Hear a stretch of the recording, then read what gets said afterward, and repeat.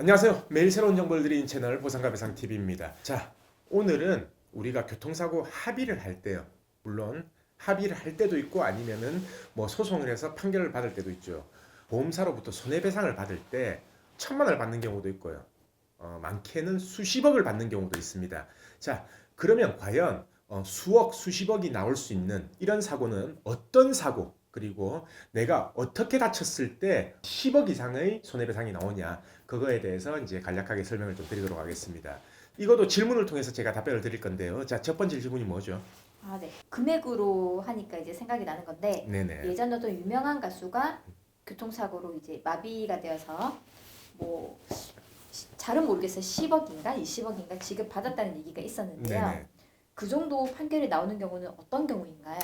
예전에 유명한 가수죠. 되게 유명한 네. 가수고 10년이 넘었습니다. 네. 그 당시에 아마 저도 이제 기사를 통해서 봤는데 손해배상액 받은 금액이 한 20억 가까이 된다고 들었어요. 자, 10년 전에 20억이면 물가 상승률을 고려했을 때 지금은 한 대략 40억 정도가 되는 겁니다. 지금 돈의 가치로 따졌을 때는요. 네. 그 사고가 어떤 사고였냐면 오토바이를 타고 가는 사고였고, 그리고 상대방 차량이 중앙선 침범을 해서 불법 유턴을 하다가 추돌한 사고였어요. 당연히 무과실이겠죠. 그러면은 그 사고 같은 경우에 현재 화폐 가치로 했을 때 한 40억 정도가 나왔는데, 네. 자, 뭐 때문에 그렇게 나왔냐?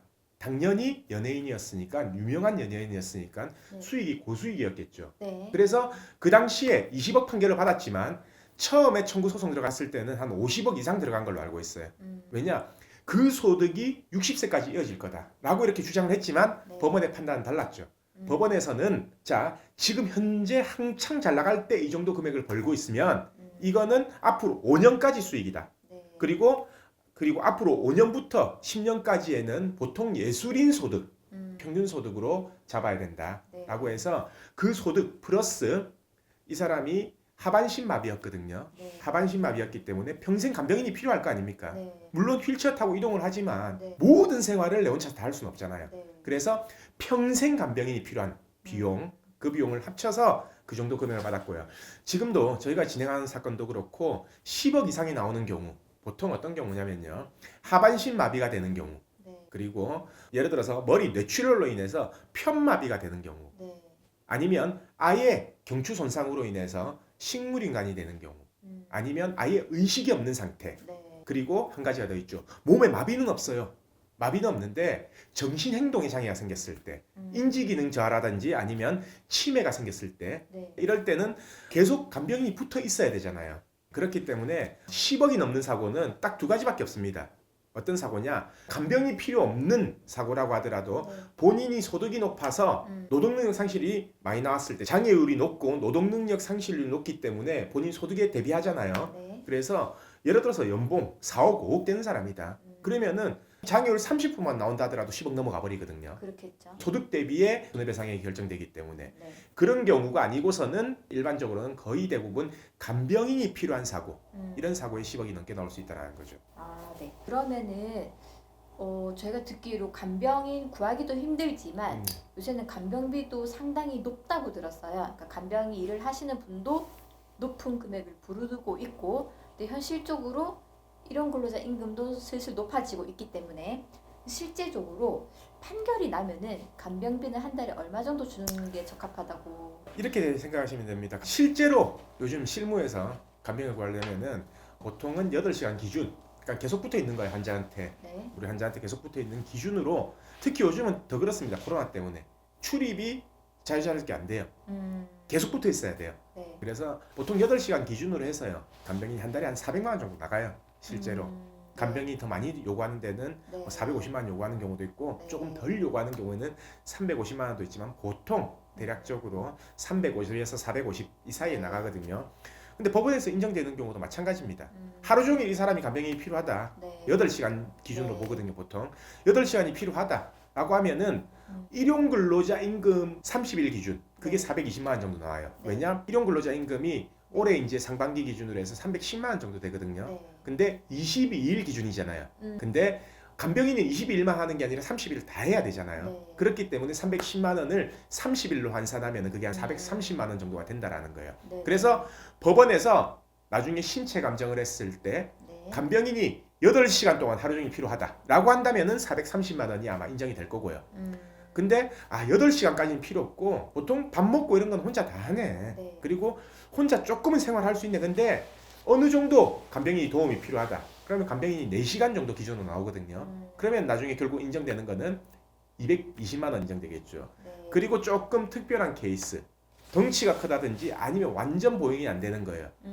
그리고 막 욕창도 있고 이래서 간병인이 이 사람 같은 경우에는 하루에 8시간이 아니 한 잠자는 시간 빼고 12시간이 만약 있어야 된다 네. 라고 한다면은 네. 간병비가 한 600만 원 정도 되거든요. 네네. 그렇게 인정되는 경우가 있다는 거죠. 그래서 쉽게 생각하면 간병비가 환자 상태에 따라서 피해자 상태에 따라서 4시간이 인정되는 경우, 8시간 인정되는 경우, 12시간 인정되는 경우 그 이상은 잘 없어요. 그래서 보통 그렇게 인정된다 보면 되고 그럼 더 쉽게 말하면 하반신 마비가 된 경우 보통은 4시간 인정됩니다. 4시간 인정되는데 예를 들어서 하반신이 마비됐는데 상반신도 불평하면서 인지가 조금 딸린다. 인지가 많이 떨어졌다. 라고 한다면 8시간 인정될 수도 있겠죠. 네. 그리고 혼자서 식사하고 이런 건 다 할 수 있는데 네. 치매다.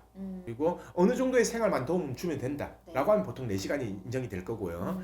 그리고 혼자 절대 놔두면 안 된다. 네. 혼자 놔두면 막 밖에 뛰쳐나간다든지 네, 네. 어떤 돌발적인 행동을 할 수 있다. 네. 라고 한다면 보통 8시간 아니면은 진짜 극심한 경우에는 계속 지키고 있어야 될 거 아닙니까? 네, 네, 네. 그래서 12시간 인정될 수도 있고요.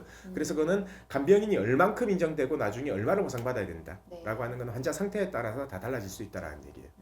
네. 그러면은 이런 경우도 있을 것 같은데 사실 간병인이 4시간이면 0.5인, 12시간이면 1.5인인데 간병인이 그렇게 잘라서 고용할 수가 없으니까 현실적으로 1인을 쓰는 경우가 많아요. 네네. 그런데 저는 이 한 명의 간병인을 고용해서 한 달에 420만 원씩 썼는데 신체 감정을 해보니까 8시간까지는 필요 없고 반만, 그러니까 0.5인만 써도 된다고 결과가 나왔어요.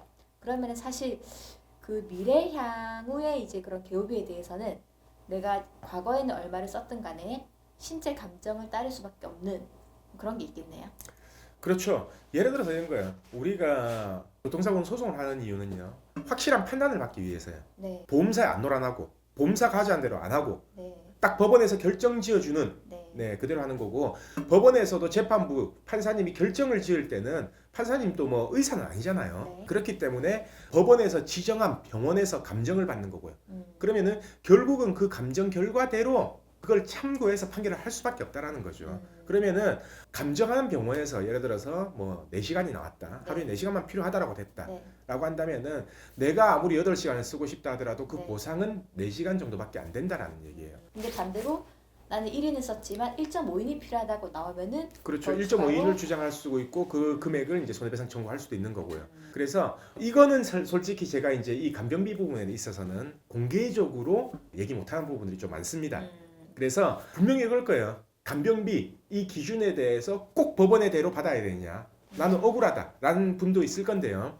보험사는 어차피 우리가 지금 말하는 12시간 이런 거는 인정 안 합니다.